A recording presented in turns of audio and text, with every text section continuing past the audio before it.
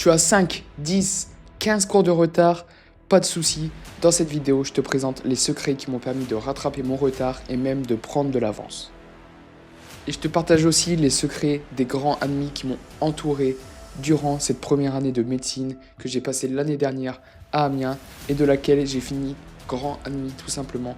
Et ce, grâce à une méthode de travail, mais aussi grâce à une organisation qui m'a permis de rattraper un retard que j'avais accumulé au début de l'année, mais aussi de prendre de l'avance tout simplement sur la fin du programme pour pouvoir effectuer tout simplement ce que l'on appelle des tours de programme durant les semaines de révision ou bien les semaines qui précédaient le concours.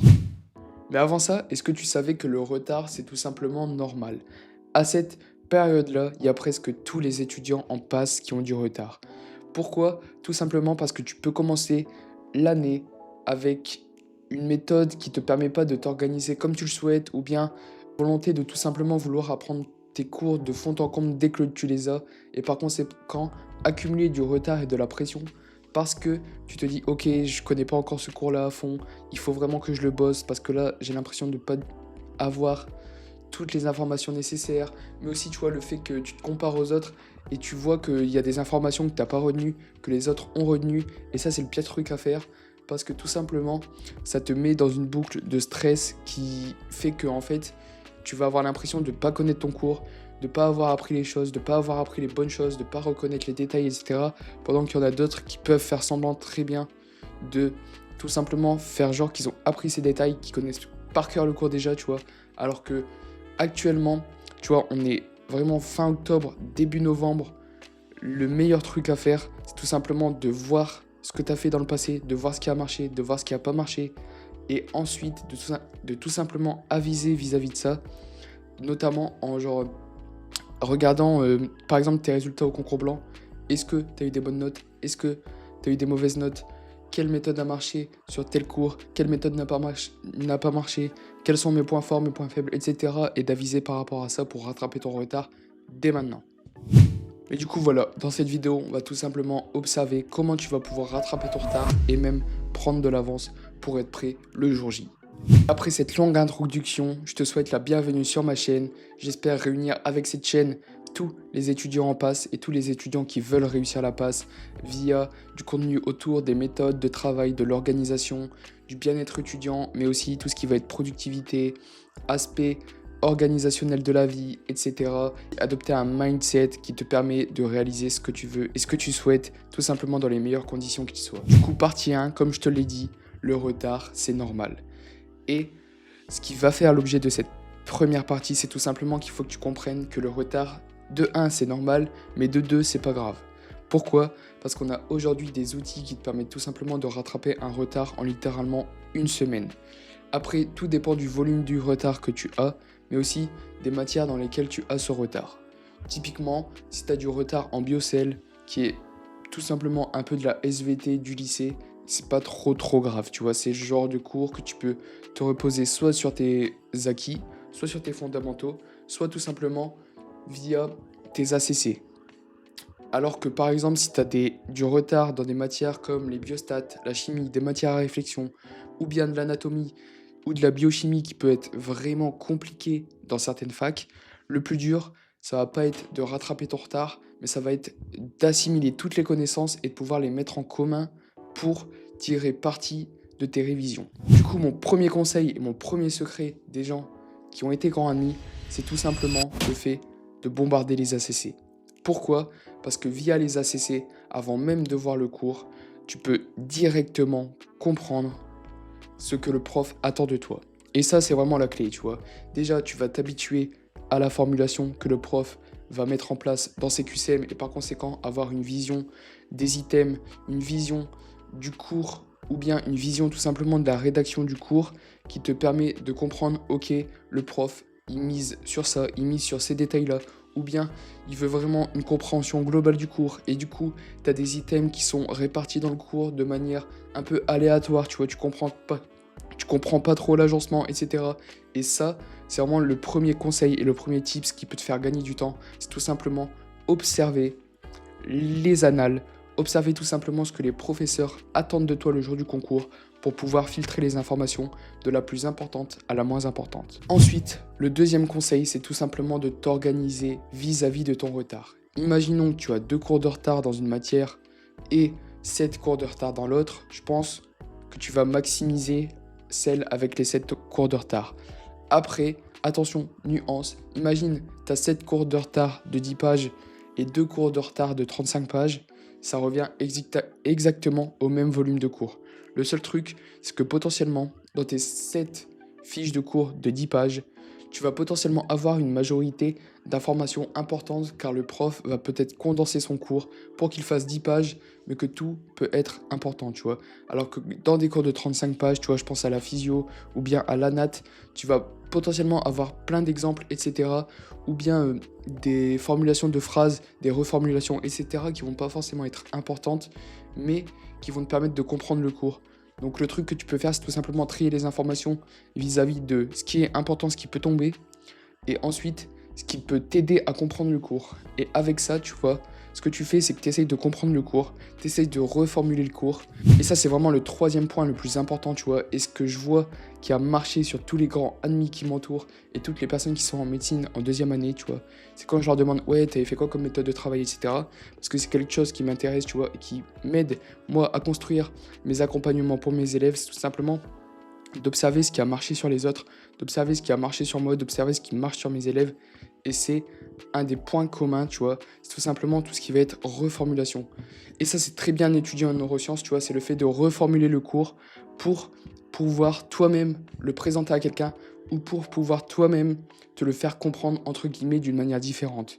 Et pourquoi ça marche si bien? C'est tout simplement parce que tu t'appropries tout simplement le cours et que tu peux aussi te faire une vision globale du cours, tu vois. En fait, moi, ce que je faisais en P1 et pour donner mon expérience, c'est tout simplement, tu vois, que je prenais un grand tableau blanc, tu vois, et je faisais vraiment 1, 2 ou 3 cours entiers dessus.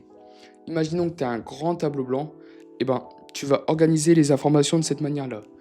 Au centre, tu vas tout simplement mettre le titre, parce que c'est vraiment la chose qui va baser tout ton cours, tu vois. Et ensuite, tu vas répartir les extrémités de ton tableau ou bien les différentes parties de ta feuille sous la forme des parties du cours. Et ensuite, avec ça, tu vas essayer soit de les mettre en commun, soit de noter les informations les plus importantes, ou bien de l'imager avec des dessins et de mettre en rapport le tout.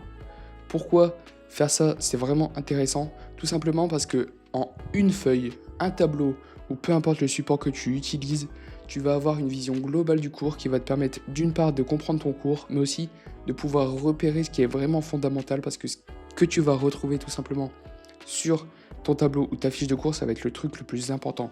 Et ce que je t'invite à faire, c'est qu'une fois que tu as résumé tout le cours sur ton tableau, tu vas prendre les ACC et regarder si dans les annales ou les ACC, c'est la même chose, tu vois, tu vas retrouver toutes les informations que tu as mis sur ton tableau.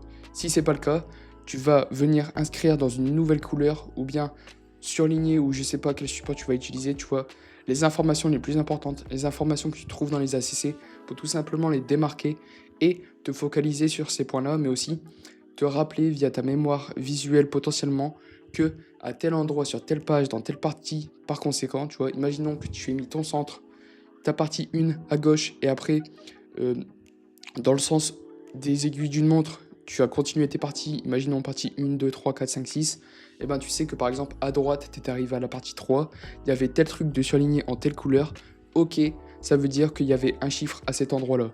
Typiquement, on va dire que je te donne un code couleur, tu vois, les ACC, tu les mets en rouge, jaune ou orange, tu vois, les chiffres, tu vas venir les mettre en vert ou en bleu, les informations dites secondaires, celles que tu penses importantes mais qui sont jamais tombées, tu vas venir les mettre tout simplement en vert ou en gris, tu vois.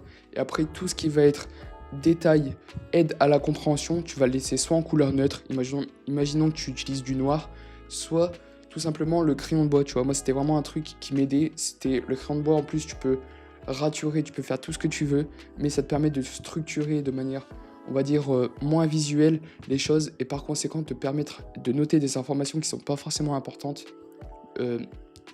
mais qui vont venir compléter justement ta fiche de cours pour t'aider à la compréhension. Ensuite, le quatrième et dernier point de cette vidéo, c'est tout simplement de t'aider des outils qui sont à ta disposition. hormis tout ce que tu vas pouvoir acheter de matériel, etc., on a un truc qui est vraiment magnifique et on a la chance d'être dans cette génération, c'est tout simplement ChatGPT. Ou plus globalement, l'IA en général, tu vois. J'ai créé un script ChatGPT qui là me permet en deuxième année de tout simplement, avec une fiche de cours, les annales, obtenir une vision du cours global. Et ça m'a aidé pour justement finir le programme 2 mois avant les examens, tu vois.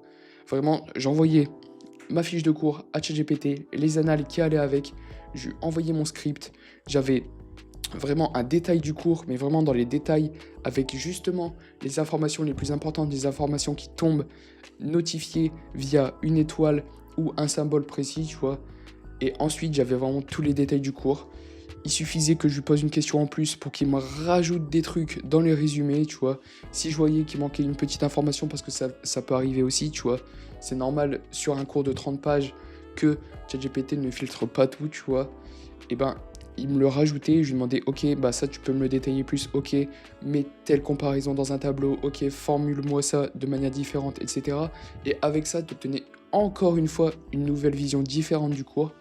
Et par conséquent, et ben, c'était une reformulation qui te permettait d'en plus retenir, mais aussi avec la formulation de ChatGPT, toi-même résumer le cours vis-à-vis de ce que lui t'a dit, vis-à-vis de ce que tu as vu dans le cours et vis-à-vis de comment toi tu projettes le truc sur ton tableau blanc, sur ta feuille blanche, peu importe.